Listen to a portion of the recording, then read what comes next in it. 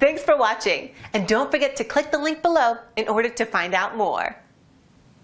Easy face masks for beautiful, glowing skin. So I didn't want to focus just on acne because some of us have acne, but we also have other skin issues that we want to tackle. So I'm going to tackle a couple of different skin issues. So these masks are going to be completely do-it-yourself, vegan, cruelty-free, all natural. I love do-it-yourself masks because they're affordable, number one, they're simple, they usually contain ingredients that you already have in your cupboard, and that they're beneficial for the skin as well, but you can also cater your face mask specifically for your skin's needs. The downside is, though, that homemade masks may not be quite as effective as a pre-made mask. So the kind you buy from the store, they have ingredients that help it penetrate better into the skin, or has ingredients that, you know, you just can't utilize at home, things like peptides and stuff like that. So there are downsides to face masks that you do at home, but if you do them right, you should still see benefits from them. So today I'm going to be showing you 4 face masks, one for acne,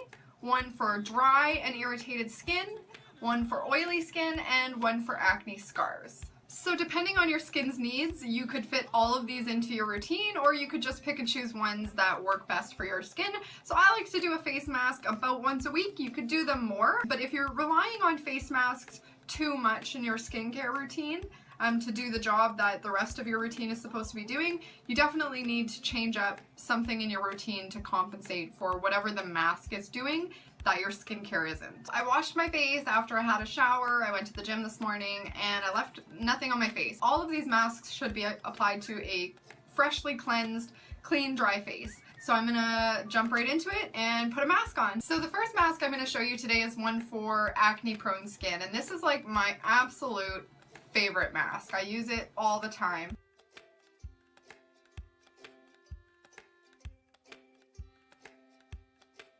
So as you can see, I've already pre-mixed it. You want to have enough to make it a bit of a paste. You don't want it too runny and you don't want it too thick, otherwise it'll be really tight, really dry, or really runny. It won't really do anything. You want the clay to be able to set and dry and pull all the impurities out of your pores. As with most face masks, you want to avoid the delicate eye area. And don't go too close to the lips. I know, like, I have a hormonal breakout right now and I want to get as close to my lips as possible, but you want to avoid the lip area as well. The clay can be very tight and the apple cider vinegar can be quite astringent. And so while this isn't ideal necessarily for sensitive skin in terms of like the way it feels, it's actually fantastic for sensitive skin because the apple cider vinegar is actually a great pH balancer. So the apple cider vinegar is important for the clay because the clay is much too alkaline for your skin, and so the apple cider vinegar does a good job of making it a better pH range for your skin. So I'm just going to go ahead and apply it. So I'm going to apply it all around.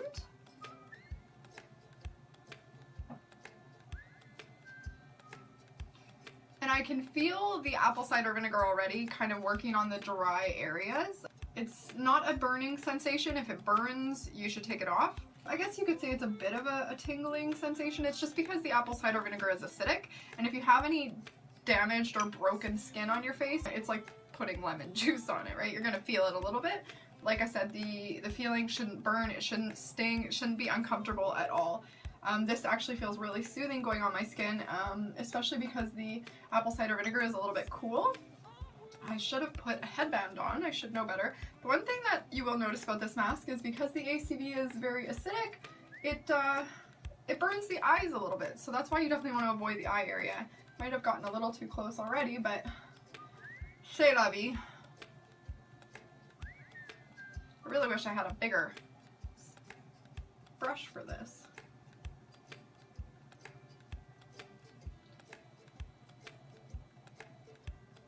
So now that I'm done, you can see I've kind of avoided the eye areas. I've also just skipped this area. I don't really get acne there, even though it is an oily area.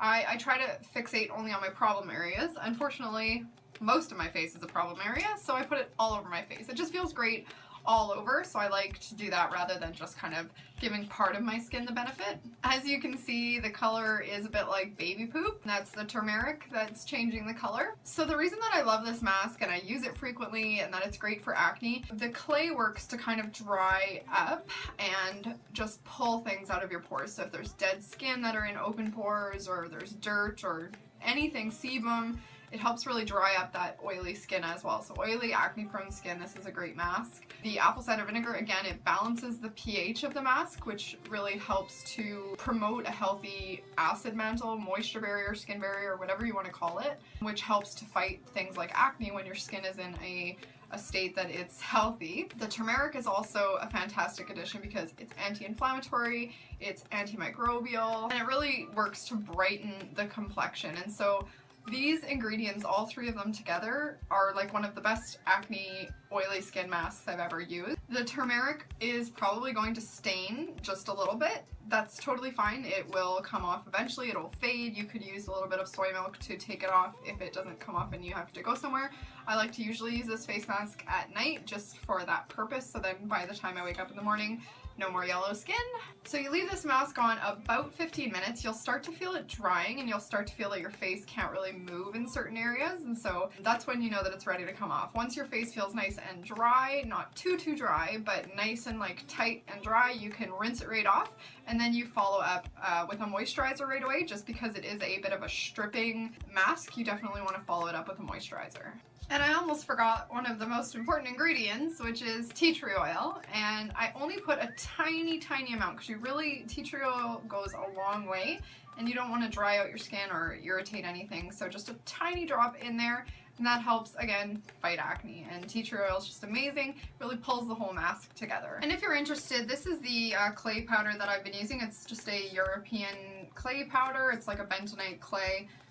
You can buy it from iHerb or pretty much anywhere. The type of clay you use really depends on your skin type. You could use things that are better for sensitive skin, like a pink clay would be ideal. I really just like bentonite clay. It works well with my skin, and it's affordable. I also like the Aztec Indian Healing Clay, but it's also constantly sold out, so this is just the one I kind of have on hand for my masks. Okay, so my face is getting pretty tight. As you can see, I can barely talk, so I'm gonna rinse it off.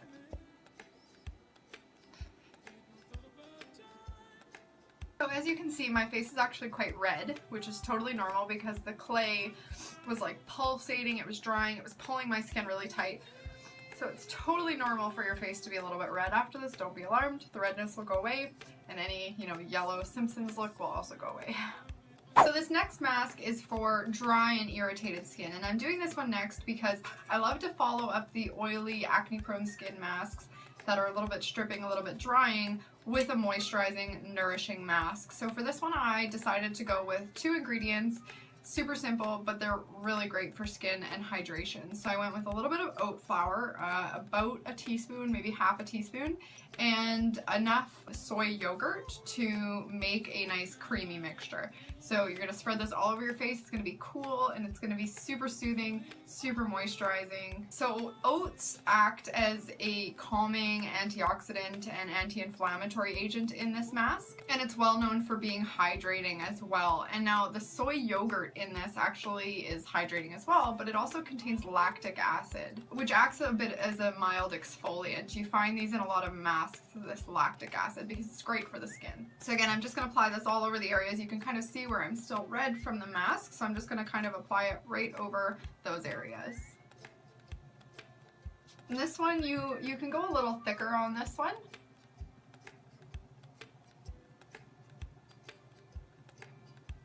And I really just am going to focus on the areas that get dry. So usually my T-zone isn't very dry, but because I use acne treatments, it can dry that area out. And so it's pretty much everywhere.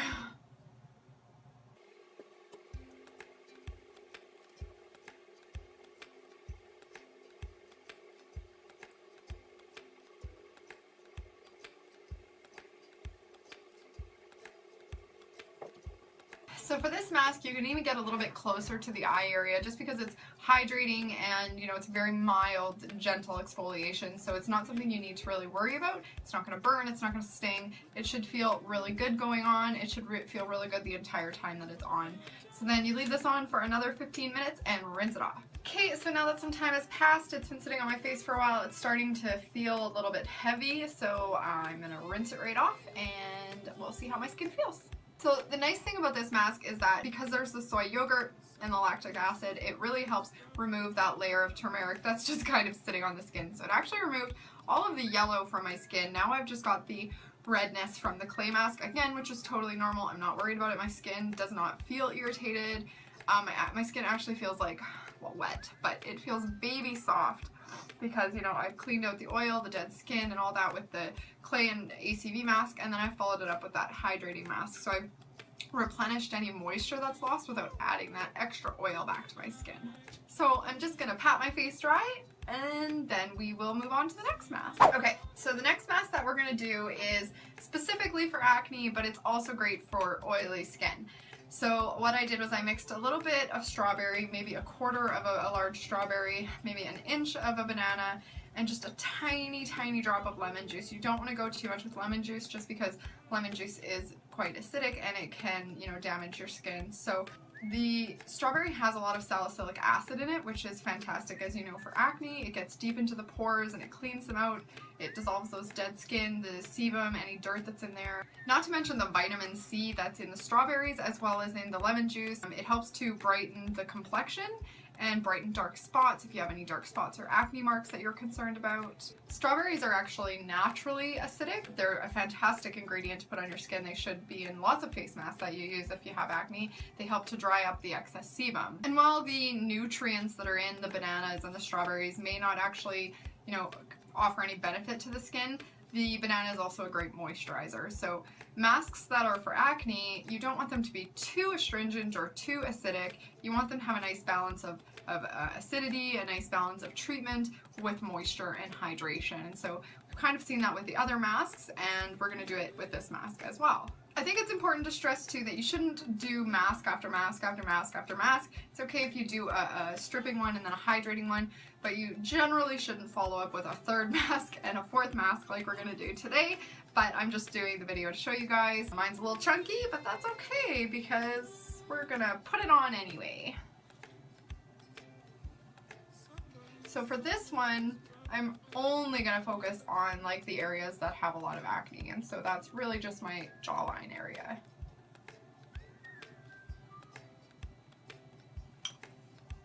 My hair does not want to cooperate today. See the chunks.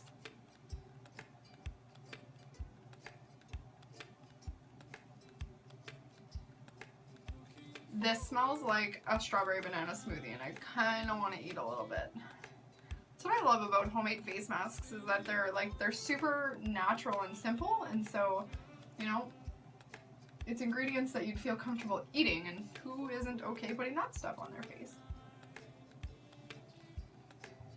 Maybe I'll put a little on my forehead too, because I do get some acne on my forehead.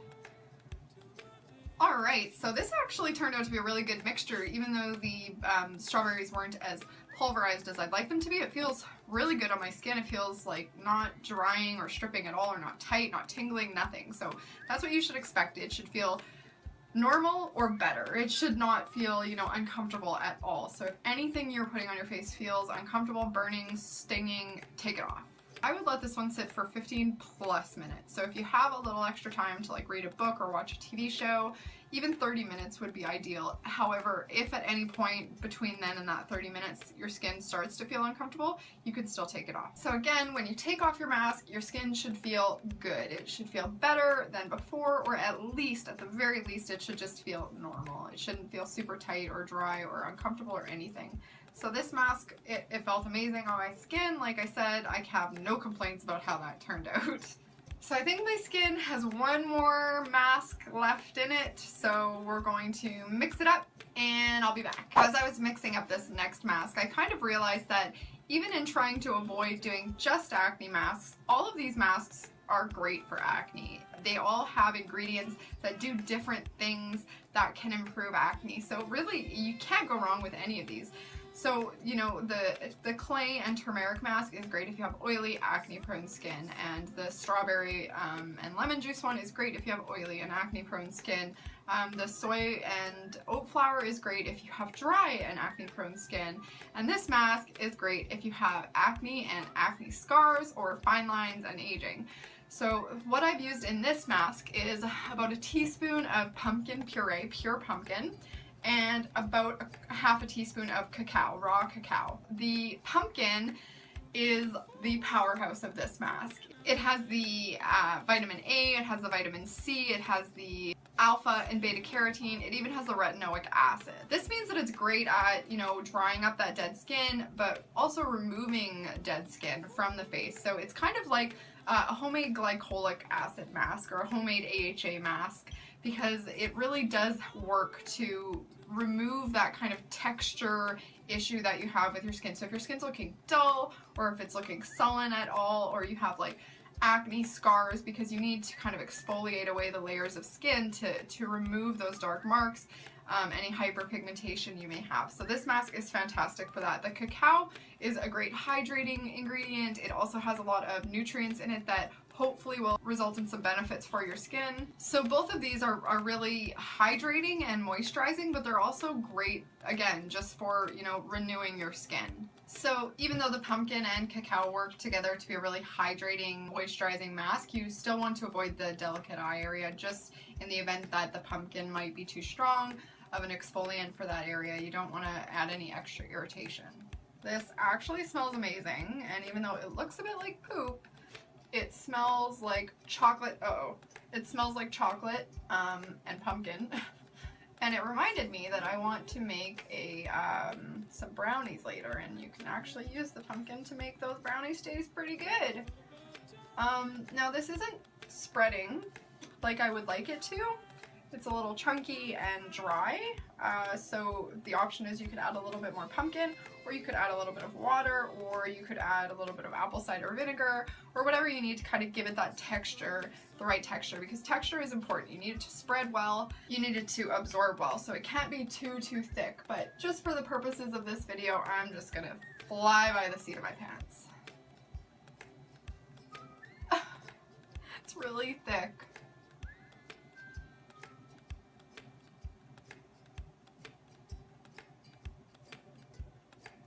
So I'm going to use this mask all over my oily T-zone.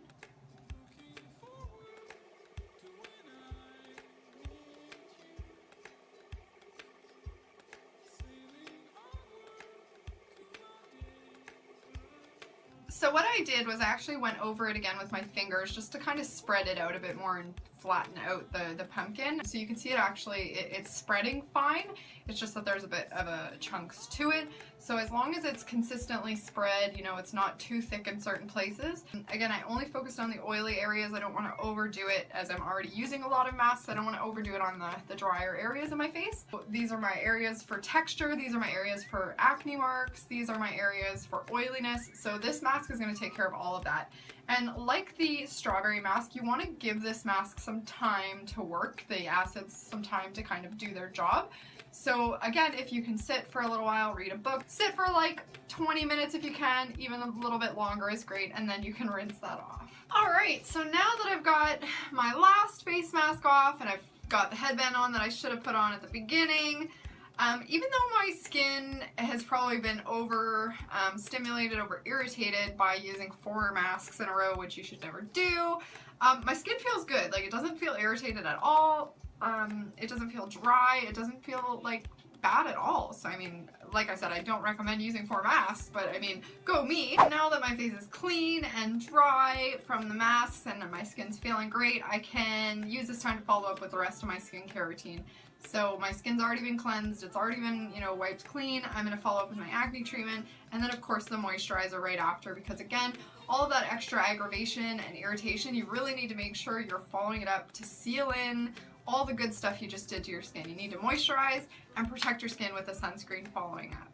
I hope you enjoyed the mask recipes that I shared with you. If you have any of your own mask recipes that you want to share them below in the comment section. I'm sure everybody would love to hear about them. And if you like this video, I would love it if you could give it a thumbs up. and share it. And if you try any of these masks, let me know how you like them below. Let me know your thoughts. I want to hear. Bye guys!